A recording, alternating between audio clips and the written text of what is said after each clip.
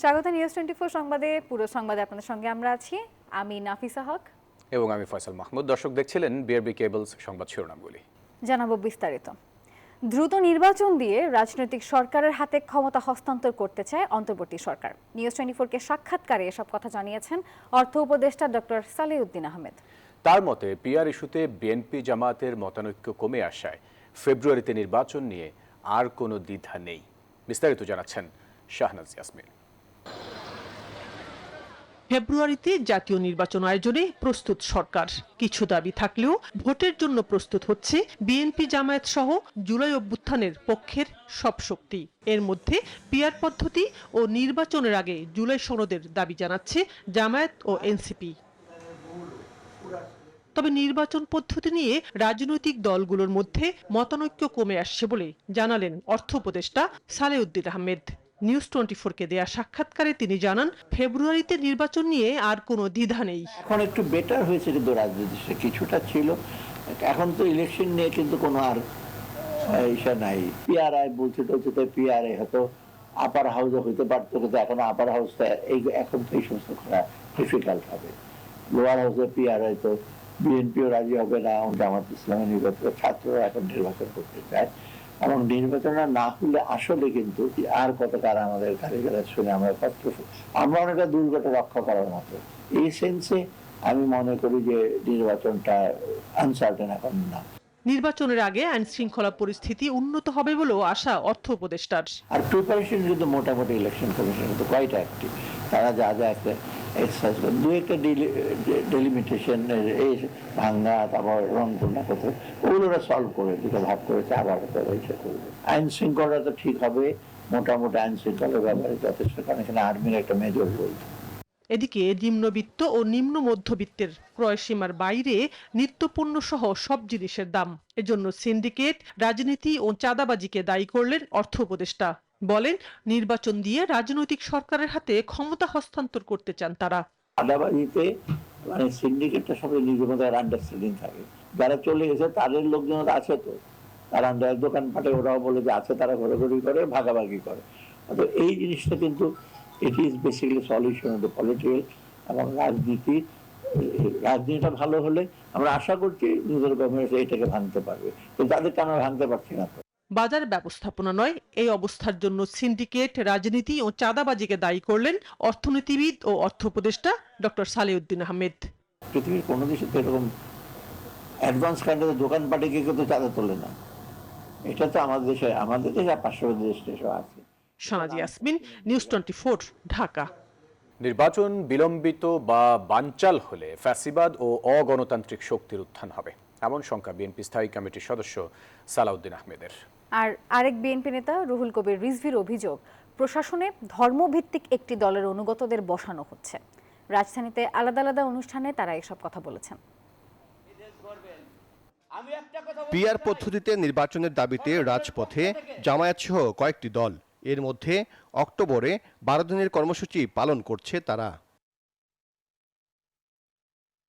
পিআরের মতো জটিল বিষয় তুলে দলগুলোর এমন আন্দোলনে নির্বাচন পেছানোর ষড়যন্ত্র দেখছে বিএনপি। শনিবার রাজধানীর ইঞ্জিনিয়ার্স ইনস্টিটিউশন মিলনায়তনে এনডিপির 36তম প্রতিষ্ঠাবার্ষিকীর অনুষ্ঠানে সে কথা আবারও স্মরণ করিয়ে দিলেন বিএনপির স্থায়ী কমিটির সদস্য সালাউদ্দিন আহমেদ। বলেন, নির্বাচন বানচাল হলে দেশের গণতন্ত্র আবারও হোঁচট খাবে। বাংলাদেশে যদি নির্বাচন বিলম্বিত হয় তাহলে ফ্যাসিবাদের উৎপাত হবে আবার, ফ্যাসিবাদের উৎপত্তি হবে আবার, এবং পতিত ফ্যাসিবাদ সুযোগ পাবে আবার। সুতরাং সেটাকে আমরা চাইতে পারি? অবশ্যই না। বাংলাদেশে যদি নির্বাচন বানচাল হয় তাহলে অগণতান্ত্রিক শক্তির উত্থান হবে অবশ্যম্ভাবীভাবে। সেটাকে আমরা চাই? যদি না চাই, এত রক্তের বিনিময়ে গণতান্ত্রিক অধিকার ফিরে পাওয়ার জন্য আমরা গণঅভ্যুত্থান করেছি, আমাদের সেই অধিকার যেন আমরা বাস্তবায়ন করি। জুলাই সনদের সংবিধান সংশোধন ছাড়া বাকি প্রস্তাবগুলো নির্বাচনের আগেই বাস্তবায়ন করতে সব দল একমত হয়েছে বলে জানান তিনি। বলেন, আইনি প্রক্রিয়া ছাড়া সংবিধান সংশোধন সম্ভব নয়। আইনানুগ, বৈধ এবং সাংবিধানিক প্রক্রিয়া ছাড়া বাংলাদেশের সংবিধানকে পরিবর্তন করার কোনো অধিকার আমাদের কারো নেই। তাহলে পরে এমন একটি পরিস্থিতির নজির সৃষ্টি হবে, যেই নজিরটা আগামী 2 বছর পরে, 5 বছর পরে বারবার কোনো না কোনো দাবির মুখে পড়বে যে এইভাবে এই প্রক্রিয়ায় আবার সংবিধান পরিবর্তন করেন। এদিকে অ্যাসোসিয়েশন অব ইঞ্জিনিয়ার্স বাংলাদেশ অ্যাবের নতুন আহ্বায়ক কমিটির সদস্যদের নিয়ে জিয়াউর রহমানের সমাধিতে শ্রদ্ধা জানান বিএনপির সিনিয়র যুগ্ম মহাসচিব রুহুল কবির রিজভী। বলেন, প্রশাসনে বসানো হচ্ছে একটি ধর্মভিত্তিক দলের অনুগতদের। আজকে প্রশাসনে বিভিন্ন জায়গায় একটি বিশেষ রাজনৈতিক দল, যেটা বলেছি, একটি ইসলামপন্থী রাজনৈতিক দলের লোকজনদেরকে খুব কৌশলে নানাভাবে তাদেরকে বসানো হয়েছে। এটা দিয়ে কিন্তু অবাধ সুষ্ঠু নির্বাচন হবে না। নতুন ইস্যু তৈরি করে জনগণের মাঝে বিভ্রান্তি ছড়ানোর চেষ্টা চলছে বলেও অভিযোগ করেন রিজভী। সাইফুল ইসলাম, নিউজ 24, ঢাকা। জুলাই সনদের ভিত্তিতে জাতীয় নির্বাচন আয়োজন সহ 6 দফা দাবিতে 3 ধাপে রাজপথে নামছে খেলাফত মজলিস। দুপুরে রাজধানীর ইঞ্জিনিয়ার্স ইনস্টিটিউশন মিলনায়তনে এই কর্মসূচির ঘোষণা করেন দলটির মহাসচিব ডক্টর আহমেদ আব্দুল কাদের। 5 অক্টোবর থেকে 9 অক্টোবর পর্যন্ত গণসংযোগ করবে দলটি। 10 অক্টোবর ঢাকা সহ বিভাগীয় শহরে হবে গণমিছিল। 12 অক্টোবর সারা দেশে জেলা প্রশাসকের মাধ্যমে উপদেষ্টার কাছে স্মারকলিপি দেবেন তারা। এর আগে জাতীয় নির্বাচন উপলক্ষে দলটির 256 জন সম্ভাব্য প্রার্থী নিয়ে মত বিনিময় সভা অনুষ্ঠিত হয়েছে।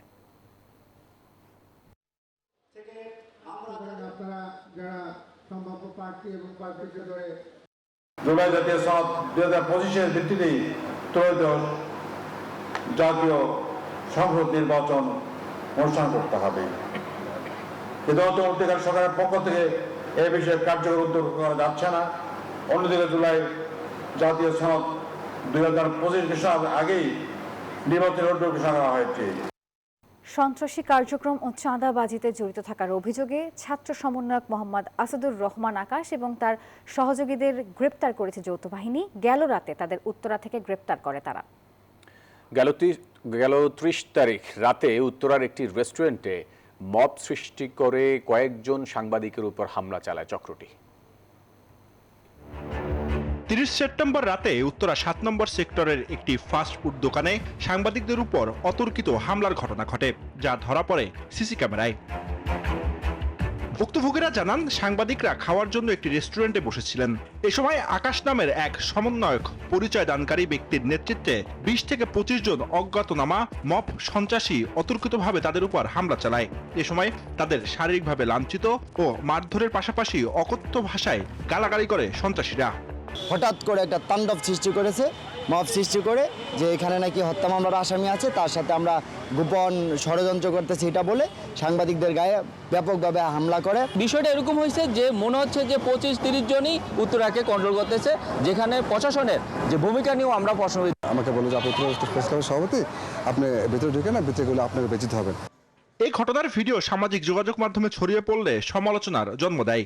অবশেষে এই চক্রের মূল হোতা আসাদুর রহমান আকাশ এবং তার সহযোগী ফরিদ উদ্দিন ও মোহাম্মদ রবিনকে গ্রেফতার করে যৌথ বাহিনী। এ সময় ঘটনার কথা স্বীকার করে আকাশ। পিসিপিআর যে রিপোর্ট থাকে আর কি, হত্যা মামলার আসামির নাম, এটা নিয়ে সামনে যে ফেস মিলানোর জন্য আর কি। তো মহিউদ্দিন শেখ নামে সে আসামিরা ছিল, ওয়ারেন্টের আসামি।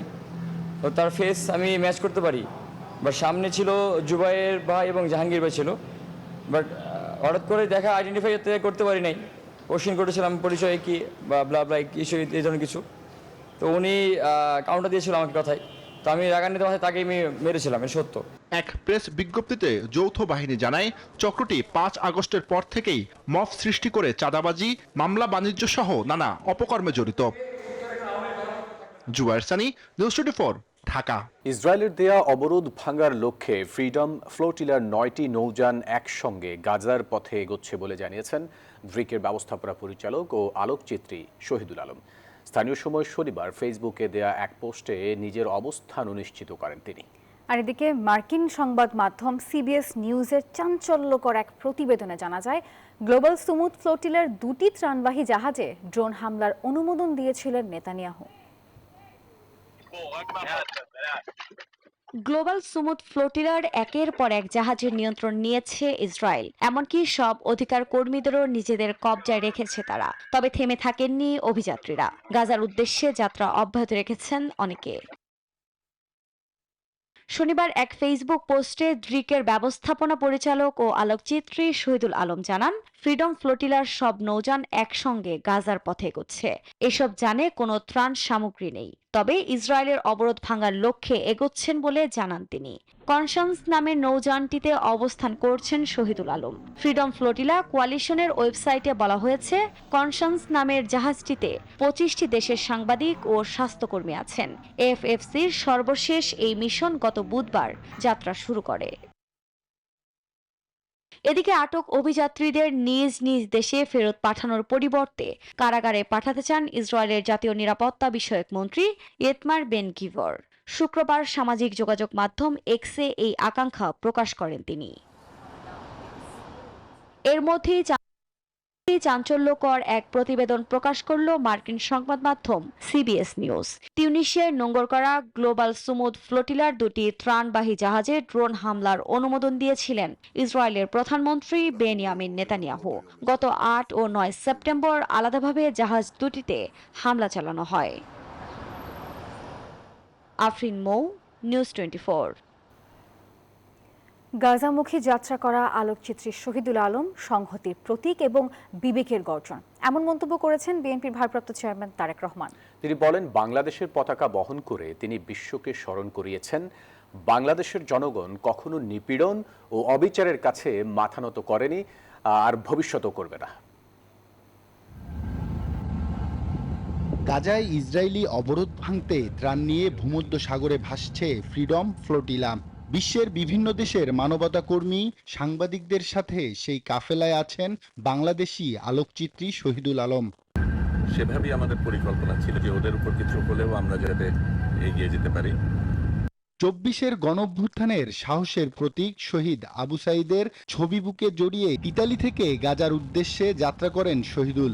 ভূমধ্য সাগরে বড় বড় ঢেউয়ের সাথে লড়াই করে গাজার জলসীমার কাছাকাছি পৌঁছে যায় তাদের জাহাজটি। পথে ছিল ইসরায়েলি নৌবাহিনীর বাধাও। টাইমে এসেছি, এর সাথে আমরা যেটা জানতে পেরেছি যে ইসরায়েলের আগে সমুদ্র জেলার অন্যান্য যারা ছিল ওটা আলাদাভাবে গিয়েছিল, আমরা ভিন্নভাবে গিয়েছিলাম, তাদের সবগুলি জাহাজকে আটক করেছে। অবরুদ্ধ গাজায় শহীদুল আলমের যাত্রাকে সংহতি ও সাহসিকতার প্রতীক বলে মন্তব্য করেছেন বিএনপির ভারপ্রাপ্ত চেয়ারম্যান তারেক রহমান।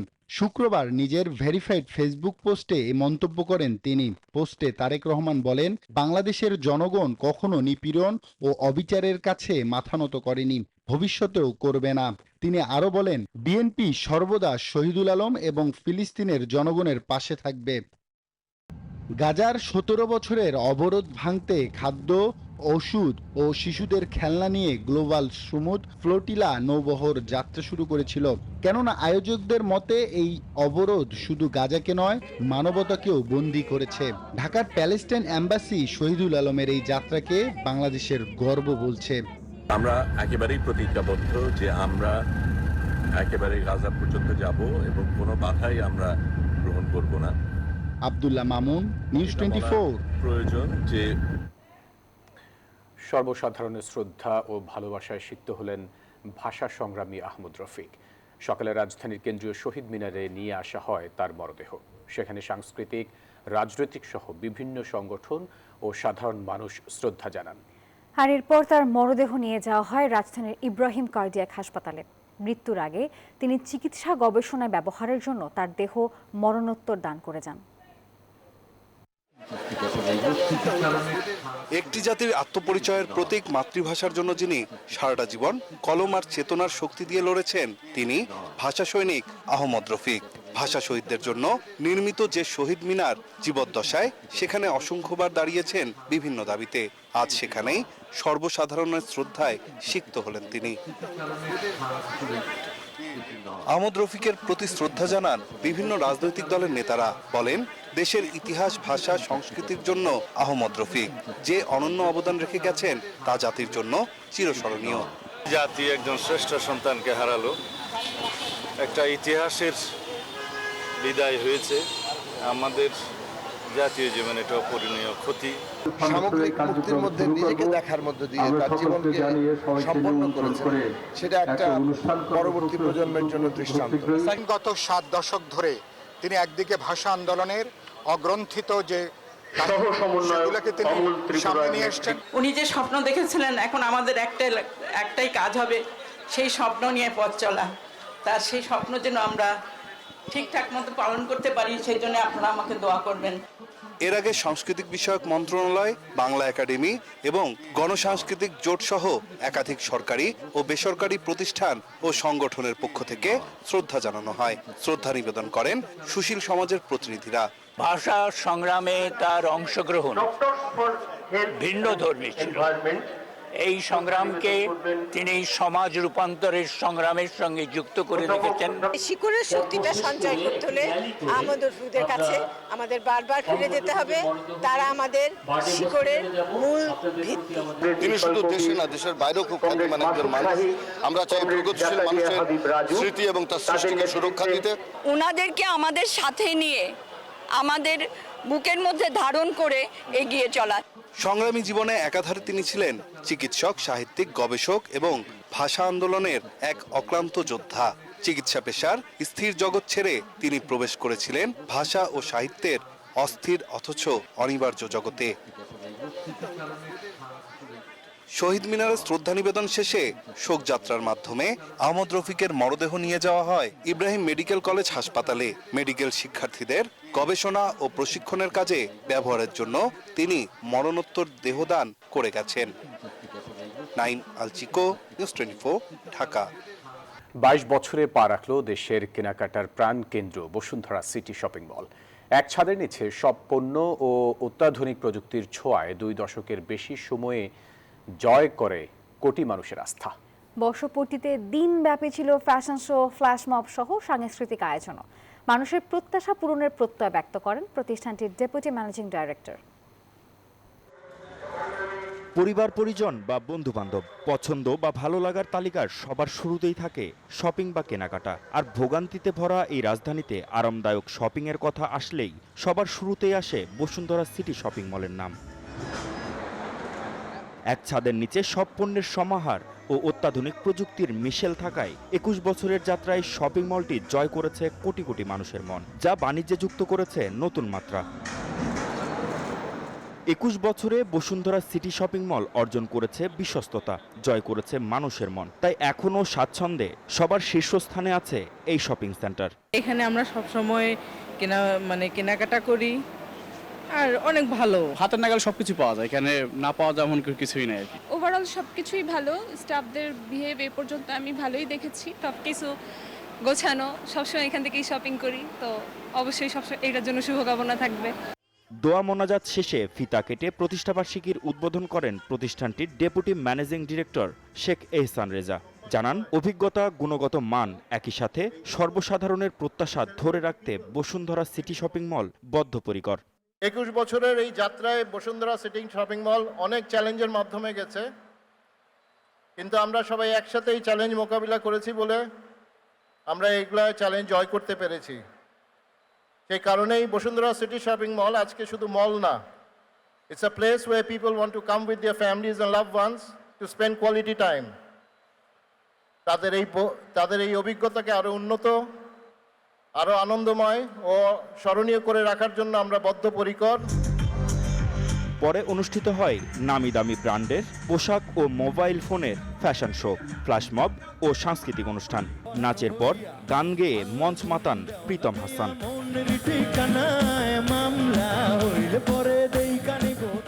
যুগোপযোগী ও ক্রেতা চাহিদা মাথায় রেখেই আধুনিকতার ছোঁয়া দিতে ঢাকার প্রান্তপথে 2004 সালের 4 অক্টোবর যাত্রা শুরু করে দক্ষিণ এশিয়ার এই বৃহত্তম shopping centre. Mahmud Hasan, news 24, Dhaka. Khagrachhari সদর পৌরসভা ও গুইমারায় জারি করা 144 ধারা আগামীকাল 6টা থেকে প্রত্যাহার করা হয়েছে। খাগড়াছড়ি জেলা প্রশাসক ও জেলা ম্যাজিস্ট্রেট ABM ইফতেখারুল ইসলাম খন্দকার শনিবার বিকেলে এই আদেশ জারি করেন। গত 27 সেপ্টেম্বর বিকেল 2টা থেকে জেলা প্রশাসন খাগড়াছড়ি সদর পৌরসভা ও গুইমারা উপজেলায় 144 ধারা জারি করেন। এর আগে জম্মু জনতার অবরোধ কর্মসূচি পুরোপুরি প্রত্যাহার করে নেওয়া হয়। সম্প্রতি মারমা কিশোরীকে ধর্ষণের অভিযোগ ওঠার পর উত্তপ্ত হয়ে ওঠে খাগড়াছড়ি।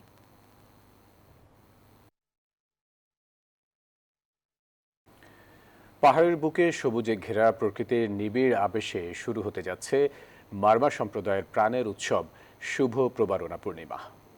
রবিবার থেকে বান্দরবানে শুরু হবে এই উৎসব, আর ইতিমধ্যে এই উৎসবের সব প্রস্তুতি সম্পন্ন করেছেন আয়োজকরা। বান্দরবান থেকে আরও জানাচ্ছেন সহকর্মী HM সম্রাট।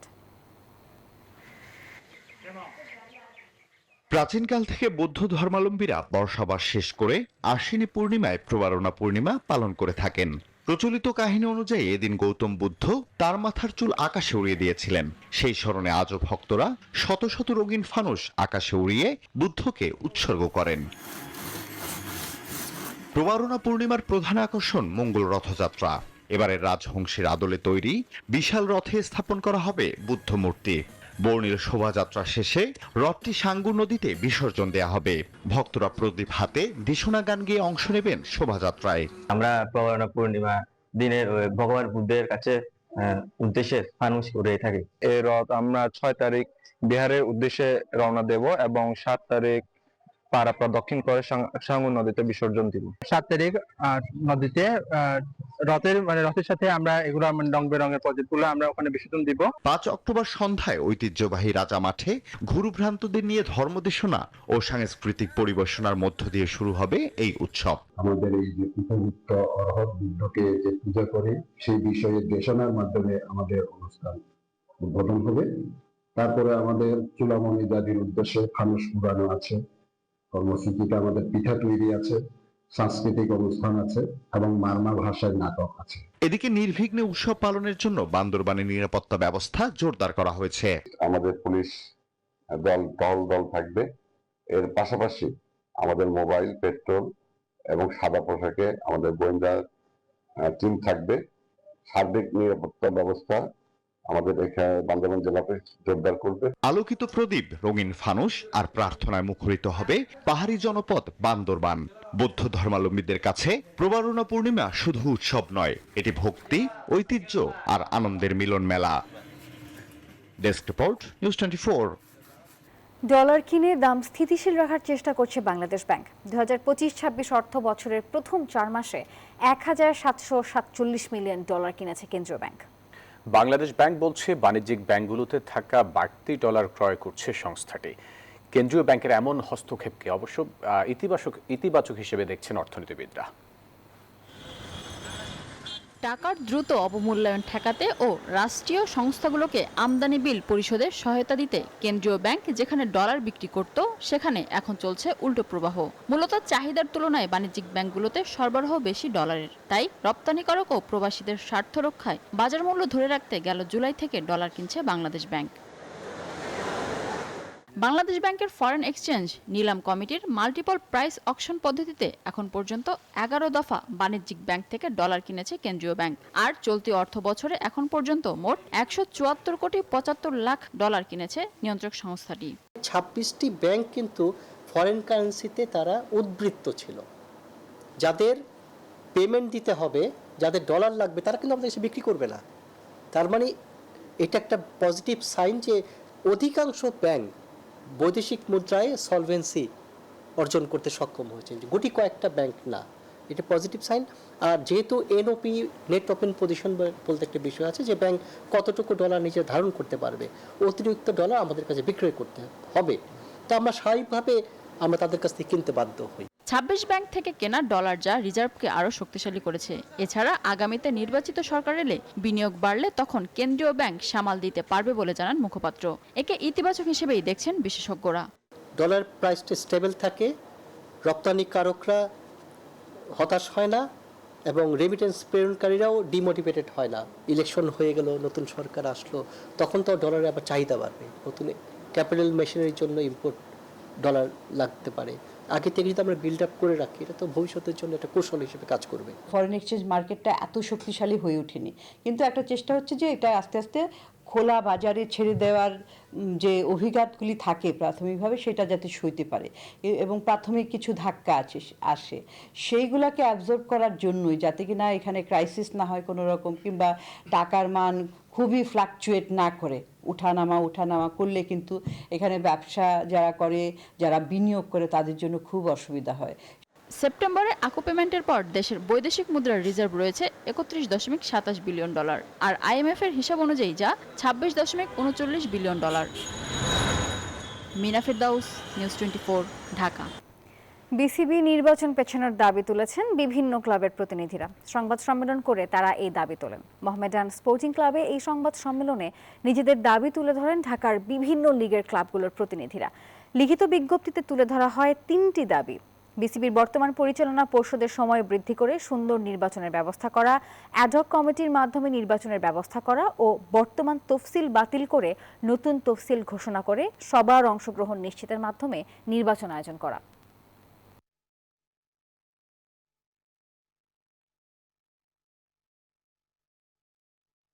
নিউজিল্যান্ডের তারকা পেসার টিম সাউদিকে পেছনে ফেলে আন্তর্জাতিক টি-20তে সবচেয়ে বেশি ডট বল করার রেকর্ড গড়লেন বাংলাদেশের পেসার মুস্তাফিজুর রহমান। শুক্রবার আফগানিস্তানের বিপক্ষে দ্বিতীয় টি-20 ম্যাচে এই কীর্তি গড়েন কাটার মাস্টার। ক্যারিয়ারের শুরুতে কাটার বলের জাদুতে ব্যাটারদের ভোগানো মোস্তাফিজুর রহমানকে বিশ্ব ক্রিকেট চিনেছে কাটার মাস্টার হিসেবে। তবে সময়ের সাথে সাথে তিনি বনে গেছেন ভিন্ন এক উপাধির মালিক। এবার আন্তর্জাতিক টি-20র ইতিহাসে সবচেয়ে বেশি ডট বল করা বোলার বনে গেছেন এই টাইগার পেসার। শুক্রবার আফগানিস্তানের বিপক্ষে দ্বিতীয় টি-20 ম্যাচে মাঠে নামার আগেই রেকর্ড গড়ার দোরগোড়ায় ছিলেন মুস্তাফিজ। তার ডট বল সংখ্যা ছিল 1135। শীর্ষে থাকা নিউজিল্যান্ডের সাবেক পেসার টিম সাউদির ডট বল সংখ্যা ছিল 1138। তাই তাকে ছাড়িয়ে যেতে প্রয়োজন ছিল মাত্র 4টি ডট। ইনিংসের 16তম ওভারে নিজের দ্বিতীয় স্পেলের 5ম বলে সাউদিকে ছুঁয়ে ফেলেন মুস্তাফিজ। এরপর 18তম ওভারের দ্বিতীয় বলে ডট দিয়ে ইতিহাসের শীর্ষে উঠে যান তিনি। পুরো ম্যাচে মুস্তাফিজ 4 ওভারে 7টি ডট দেন। এখন পর্যন্ত 120 ইনিংসে 2616 বল করে মুস্তাফিজের ডট সংখ্যা দাঁড়িয়েছে 1142। অন্যদিকে 123 ইনিংসে 2753 বল করে সাউদির ডট বল রয়েছে 1138টি। একসময়ের কাটার মাস্টারকে এখন আন্তর্জাতিক টি-20তে আনুষ্ঠানিকভাবে ডট মাস্টার বলাই যায়। আল মাহমুদ ফাহিম, নিউজ 24। দর্শক, এই ছিল সংবাদে। ধন্যবাদ সবাইকে।